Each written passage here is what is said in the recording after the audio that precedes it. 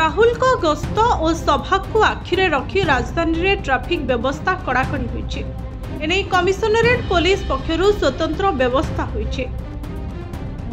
किछि रास्ता रे प्रबल ट्रैफिक भिड़ हेबार संभावना थिबारु यात्री माने सेही रास्ता बदल रे अन्य रास्ता रे जिबाकू कमिशनरेट पुलिस पक्षरु अनुरोध करा जायछे।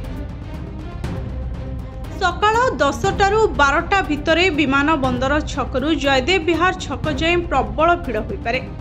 सेहीपरि अपराह्न 1टा 30 रु 2टा पर्यंत बरमुंडा छकरू होटेल मे फेयर छक पर्यंत प्रबल भिड़ हेबार आशंका रहिछे। अपराह्न 3टारू 3टा 30 जाए होटेल मे फेयर छकरू मास्टर कैंटीन पर्यंत ट्रैफिक भिड़ हेबार संभावना रहिछे। अपराह्न 4टारू 5टा जाए मास्टर कैंटीन छकरू विमान बंदर छक और यार आखपाख अंचल रे ट्रैफिक भिड़ हेबार संभावना रहिछे।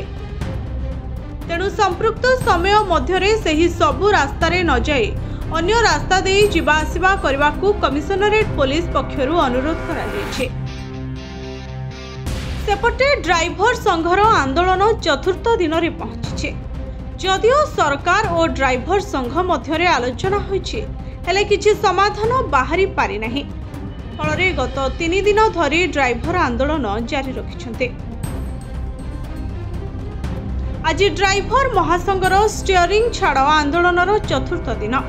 आंदोलन जगु परिवहन व्यवस्था एक प्रकार ठप हो जाइछे आ एहार प्रभाव विभिन्न क्षेत्र रे पड़िछे।